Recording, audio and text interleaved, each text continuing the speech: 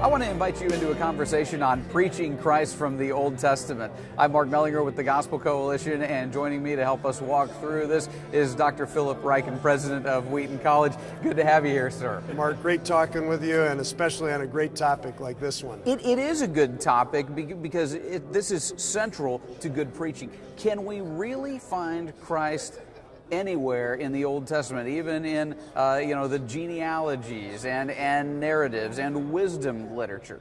Yeah, we absolutely can. And I think we get a little bit of the key to that in the sermon that Jesus gives on Easter Sunday when he's walking with his disciples and explaining what is said in all the scriptures concerning himself, concerning his sufferings, concerning his death, and ultimately concerning the preaching of the gospel to the nations. And it's not just one part of the Old Testament. It's really, it's Moses, it's the prophets, it's the wisdom literature, it's the whole thing. Okay, well, how do we get there? I mean, explain how I see it in the prophets, in the wisdom literature. And I know that would take a long time, but, a surface level view. Yeah, I think one place to start, particularly for somebody just starting out in preaching, is start with what the New Testament says about the Old Testament and how the New Testament uses the Old Testament. And of course, 40% of the New Testament or more is directly quoting from or alluding to the Old Testament. So the New Testament is using the Old Testament all the time in a Christ-centered way. But another little key for me is looking at what's happening to prophets, priests, and kings in the Old Testament, because Jesus is the fulfillment of all of those prophecies. And whatever failures you see in the prophets, priests, and kings, you see your need for the Savior. And whatever is virtuous and exemplary, you see it in Jesus all the more.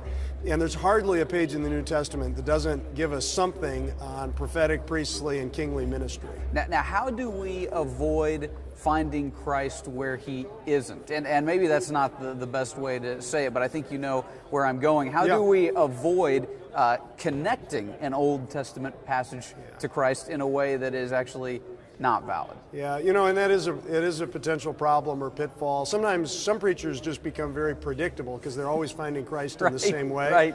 But another problem is sometimes they latch onto a detail in the text that really doesn't have any kind of Christological significance. And there's an art to it, and I think there are some principles that you can follow. But I think the basic principle is this: the better you understand the Old Testament and in its context, and what's happening symbolically, what's happening in terms of redemption and who God is, the more you are immersed in what's actually happening in the Old Testament, that's going to give you a context for understanding the story of redemption in a Christ-centered way. Is application more difficult from Old Testament passages? It kind of depends on the passage, I think. I mean, I love what Paul does in 1 Corinthians 10 when he's talking about the Exodus, and he refers to some of the things that happened there, the deliverance through the Red Sea, the provision of water from the rock.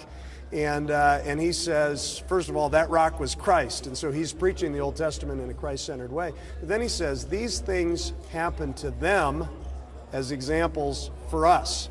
And I think that really legitimates understanding the Old Testament in a practical way. So many things you learn about trusting God and about what things to do and what things not to do and the consequences of idolatry. There's application to be gained from every page of the Old Testament. So you would be an adherent then to the Bryan Chapel sort of fallen condition focused way of putting together a sermon. Everything in the Bible tells us something about us that needs redemption and something about God that provides. Yeah, it's fallen condition, and it's also promise-giving God on every page of the Bible. No, absolutely, and I think we can preach the Old Testament in a Christ-centered way, in a redemptive historical way, but also in a practical application way.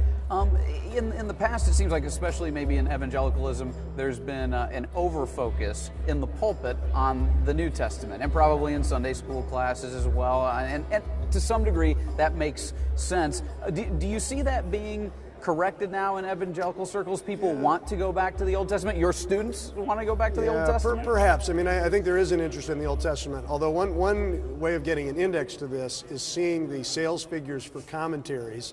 And I have a friend who has a list of all commentaries from all different series, and it's heavily weighted towards New Testament commentaries. So I think we still have a ways to go.